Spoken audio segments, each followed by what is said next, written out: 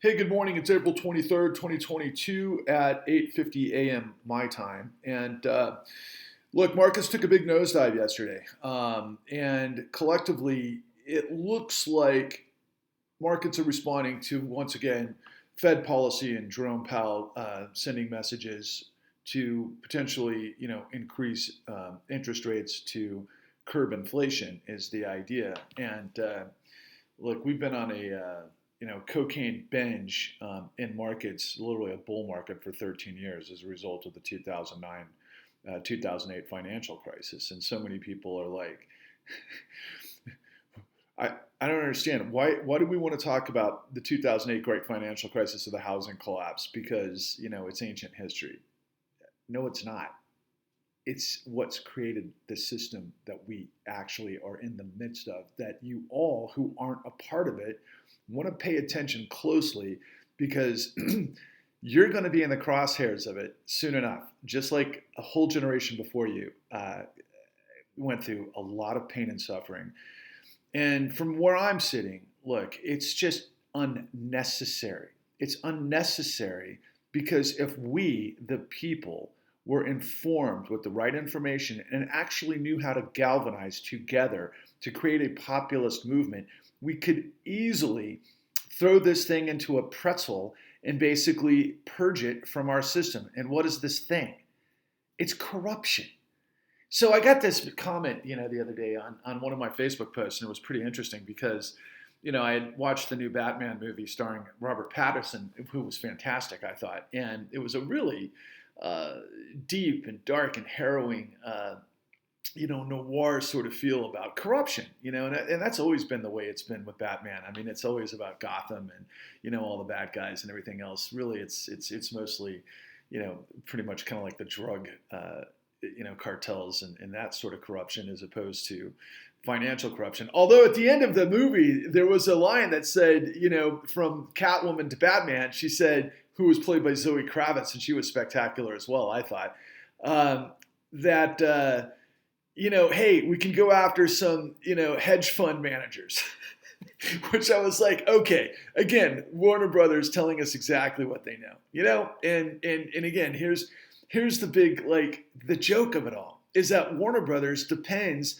on the cocaine fuel binge to be able to do these gigantic movies, just like a lot of other big business, a lot of other big corporate business. But at least in entertainment, we have some writers that are close to the vest, similar to the guys that actually, created these comic book heroes to begin with. They were just regular people watching the corruption in Gotham, which is really kind of loosely based on, I would guess, Tammany Hall and all of the stuff that preceded the corruption in New York City, which of course is Gotham. But enough about that. What does that have to do with what we're in the midst of? Well, I've called this thing for a long time financial terrorism. Okay? And what you need to understand, and I didn't understand because this never happened before in US history until the great financial crisis. Now, we had elements of this leading up to it, and I think it was more like the stock market or the powers that be in our financial sector over 3 or 4 decades were really testing the waters of what they could get away with. And then they blew up the frickin' world in 2008. And now they completely savaged it and they own it. And this is the story. Because after 2008, what happened was it was a massive criminal enterprise, which of course we expose in The Con, www.thecon.tv.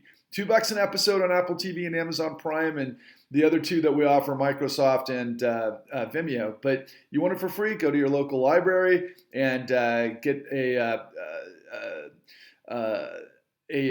platform, which I'll come back to because I can't think of the name of it.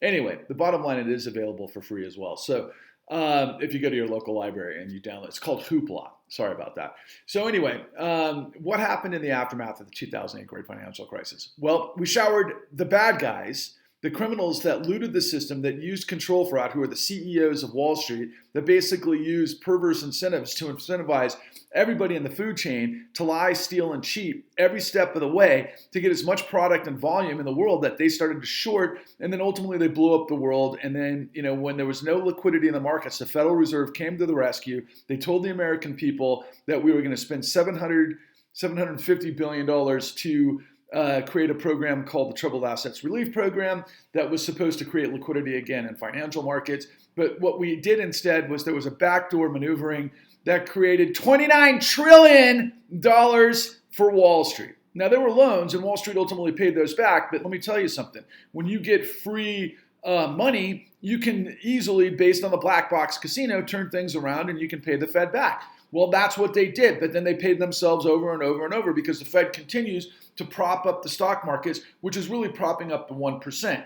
And how they did that, ultimately at the behest of regular people that are law-abiding citizens that got caught in this trap that got set up. And I'm talking about people who got into houses who didn't understand the terms of the contracts that they got in, that ultimately got sabotaged, torpedoed, and destroyed. And then they got dragged through the courts where they had their houses stolen from them based on illegal documentation fraud that the courts were involved with, to the tune of millions upon millions of dollars. And why did they do that? Well, because the Federal Reserve created a thing called quantitative easing, which ultimately created a bond buyback purchasing of something like $150 billion a month in buying securities off the books of the banks, which is part of this whole liquidity freaking cycle, which is insanity because they sold toxic assets, bad product, through smoke and mirrors that the government could sit on for years and years until they started to sell it back. And ultimately, who we put into the prime position at the apex of this whole organization was none other than BlackRock, who became the administrator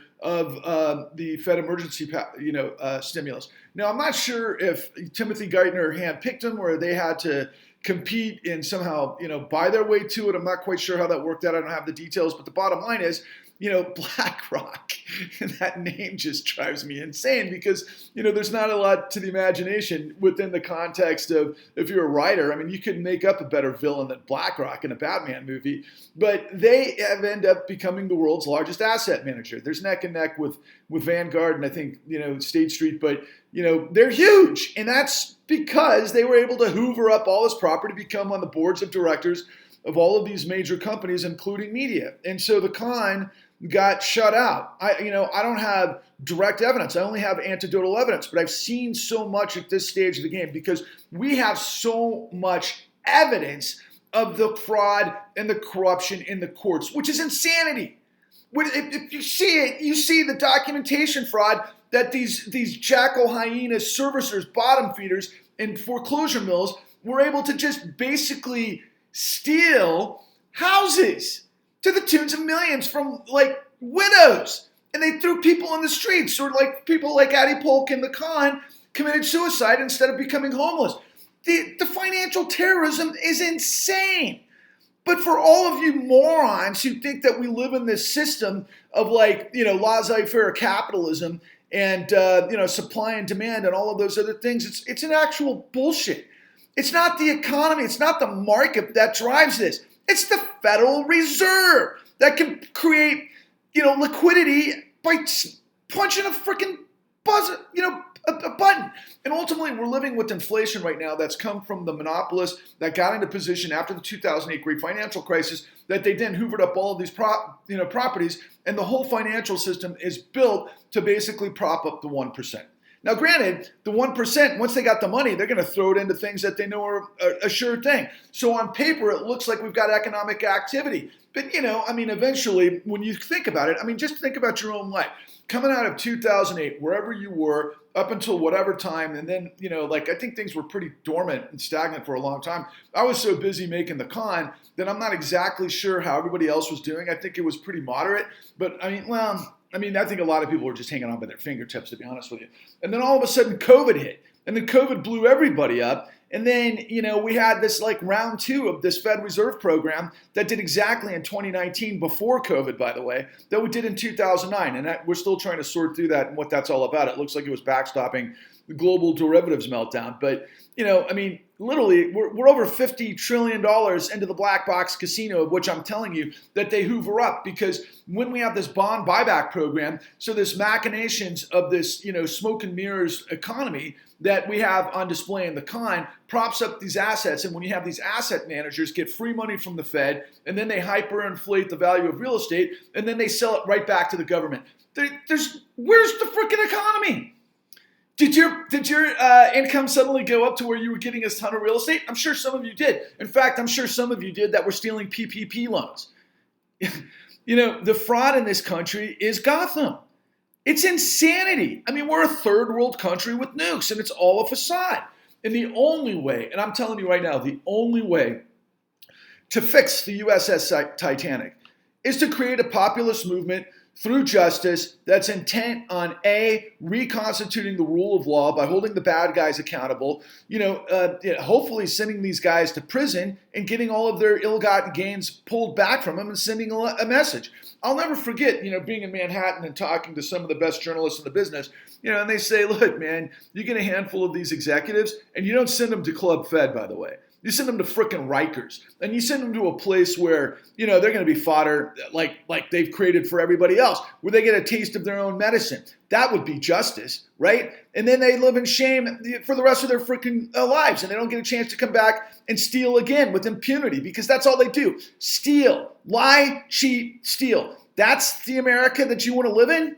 That's what you want to support? A race to the bottom? And, and I'll just say this finally. I say this over and over, and I want to get it through your heads. We've got a choice. The only two choices that we have in the election coming up in the midterms and going into the 2024 election is literally the new robber barons versus the new Confederacy. And if you don't know what those two terms are, look it up. Learn for once, okay? But the new robber barons would mean like the Wall Street meritocracy Ivy League set that have been stealing with the deep state for 4 decades through this financialization bullshit. And then ultimately the new Confederacy is what Donald Trump is all about. So, we're starting to see already, former President Barack Obama out on the stump, making a big hoopla through this identity politics and really putting a spotlight on what is just gross. I mean, there's this blood libel sort of thing that's coming from the right that, the left is nothing but a bunch of blood-sucking villains that are trying to rape and pillage children. I mean, talking about projection, considering what we know that have happened in churches across this country, and it's just gross. Blood libel is a thing that's been around for literally 1,000 years that tarnished Jews for being these kind of vampire villains in the shadows that ultimately led to devastation for Judaism, which is insanity when you consider, for example, there are Jews in the financial system that support this right-wing move, right? You know what those people would be called back in for example, in World War II? The Vichys in France who played ball with the Nazis. It's not like this hasn't happened before. It's just stupidity.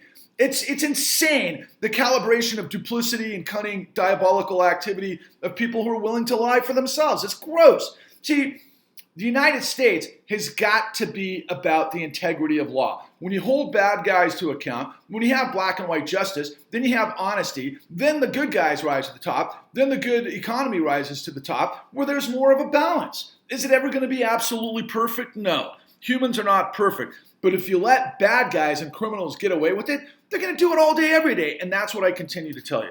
So the other side of the equation is, Obama is identity politics. Trump is like this blood libel. And what I'm telling you to close this up is that we have got to create a populist movement to flush this down the giant crap down the toilet.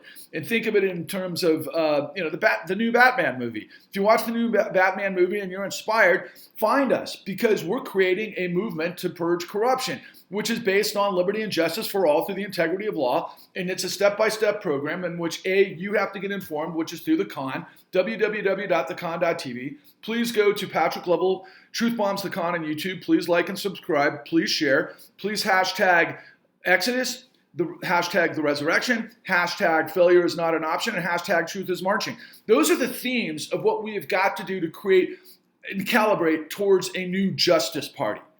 We have got to create justice, and it's got to be from Americans that understand the jig is up, because you're getting played, because we do not have supply and demand, and we don't have the integrity of law. It's that simple. And the longer you stay on sit on your hands, the longer you have your head in the sand, the longer this insanity happens. And right now we're at a pivotal moment. So the stock market took a big tank yesterday. Doesn't mean that we're necessarily in the recession. There could be a bunch of bulls that buy on the dip and all this other stuff that happens within the black box casino, because there's big money there, or they could take their money and run. All a handful of billionaires have to do is say, you know what, we're not getting back in for a while. Then everything tanks. Then it becomes a recession. And what a recession means is it's a depression for most of you. You go homeless, you can't afford a house, you can't afford groceries, you can't afford the car, you can't get to a job, maybe you get fired. All of these other things are really horrible, right? It's just out of whack because we've got a financial policy that fuels what's good for people who have already gotten theirs, okay? It's not supply and demand. It's not the best rise to the top. It's just criminals that get free cocaine to basically bury everybody else. And if that doesn't piss you off, if you haven't experienced it yourself, if you haven't seen somebody who's experienced it yourself, then I don't know what's going on. I don't know what the disconnect is. You got to start to wise up. You've got to find some courage. You've got to come on. I'm doing the heavy lifting.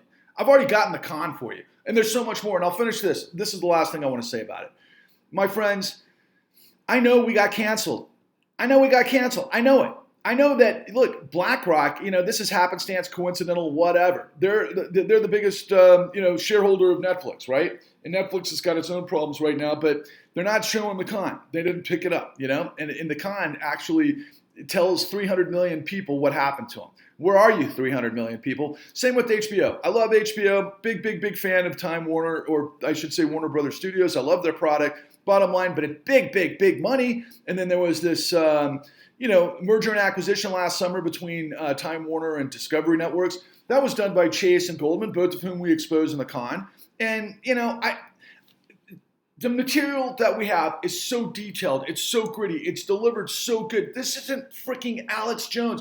This isn't some freaking podunk, amateurish production. This is the best there is. And my partners, unfortunately, they just basically wipe their hands and they're like, we got to move on. But I can't do it. I can't sit on the sidelines and pretend like I don't know what I know.